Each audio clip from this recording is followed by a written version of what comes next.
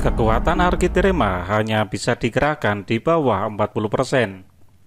Ia pun kesulitan mengatasi hal tersebut, tetapi ia tidak menyerah dan terus berusaha mengatasi kekuatan Sedakteri yang dirasakannya semakin lama semakin berat.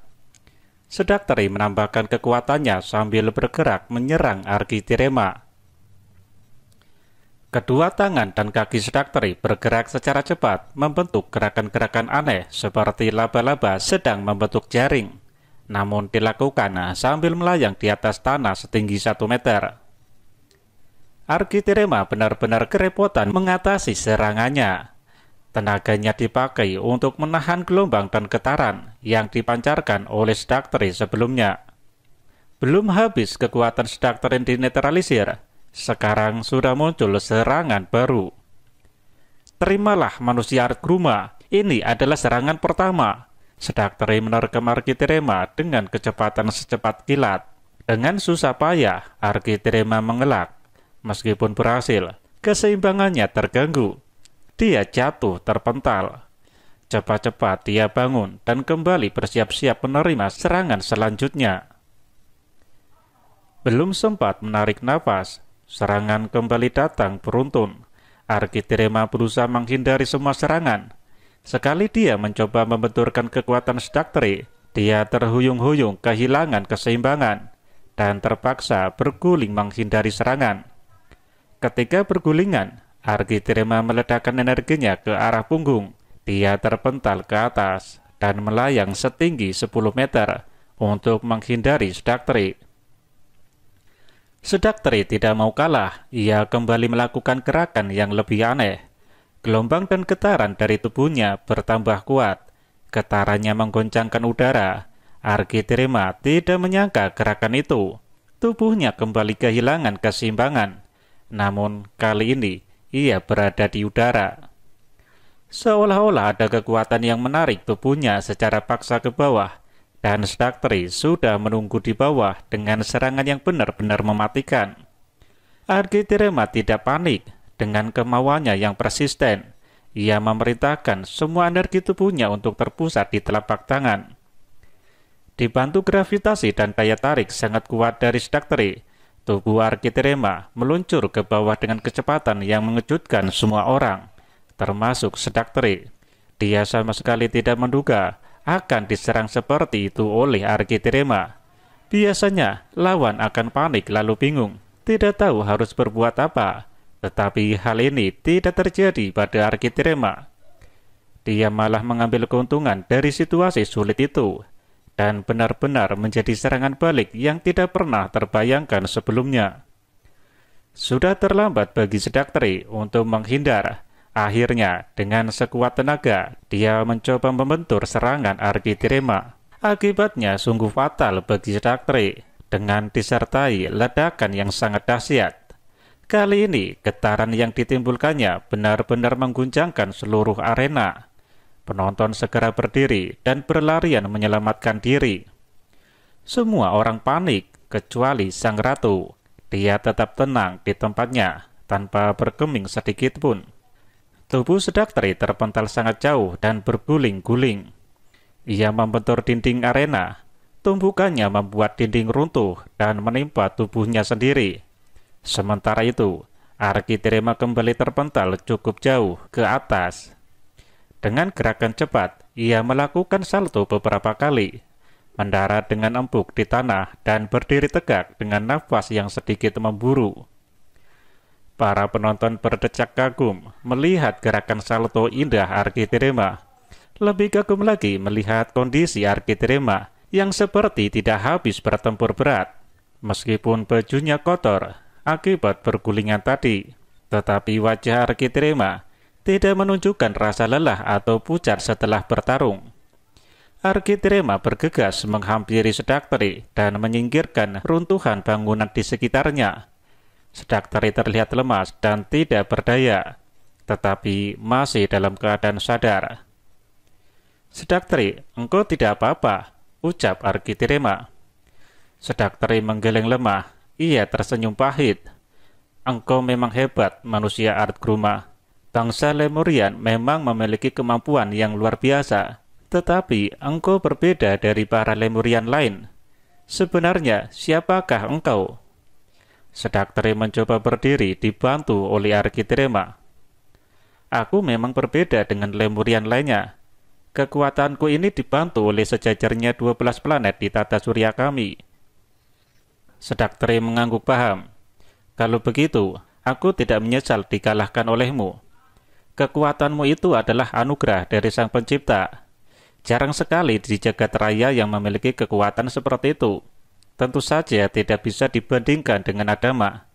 Tetapi, hal ini sudah sangat luar biasa. Mari kita menghadap Sang Ratu. Mereka berdua menghadap ke arah Sang Ratu Ceretarpalon. Arkitirema memandang wajah Sang Ratu. Ia tidak lagi melihat bayangan keangkuhan di wajahnya yang seperti biasanya. Saat ini, tatapan matanya berubah menjadi lembut.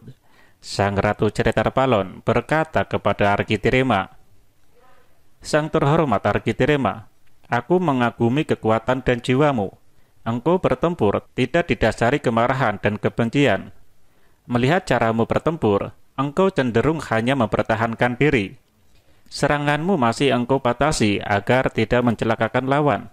Aku pun tahu bahwa kekuatanmu masih belum pulih seluruhnya.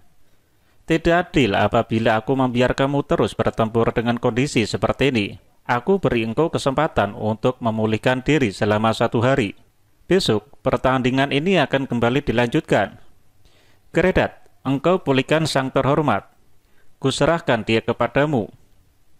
Sang Ratu Ceretarpalon langsung bergerak cepat, seolah menghilang, meninggalkan arena tanpa memberi kesempatan kepada Arkitirema untuk berbicara kepadanya.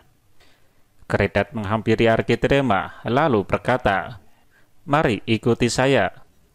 Penonton kembali bubar dengan tertib dan tidak bersuara. Sambil berjalan santai, Arkitirema bertanya kepada Keredat, "Apakah pertandingan seperti ini tidak bisa dihentikan?" "Bisa," ujar Keredat. Arkitirema girang mendengarnya. Keredat melanjutkan, "Tetapi engkau harus mati. Nanti pertandingan otomatis akan berhenti." "Itu sih bukan jawaban. Benci banget rupanya kamu pada saya ya?" Arkitirema menyahut sambil bersungut-sungut.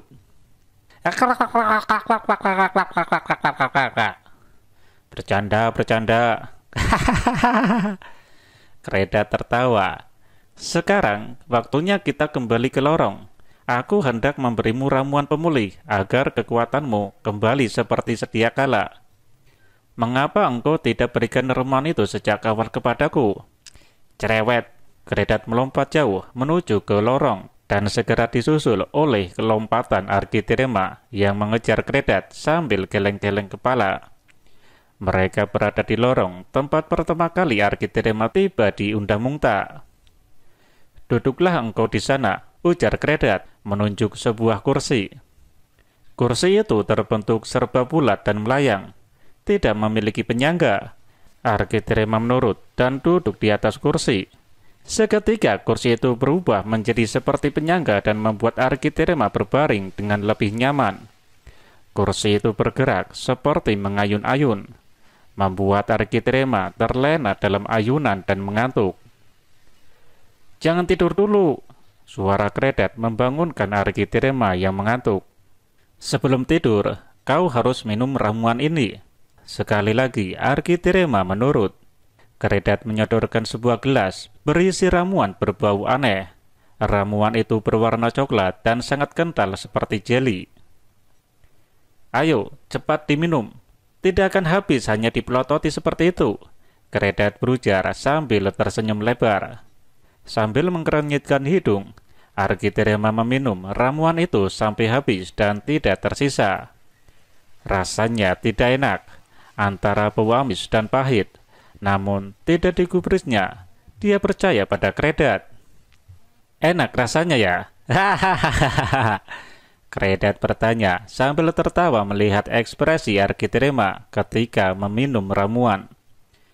Arkitirema tidak menjawab. Ia merasakan gelombang hawa yang sangat kuat menerobos berbagai arah di tubuhnya dan menimbulkan rasa panas.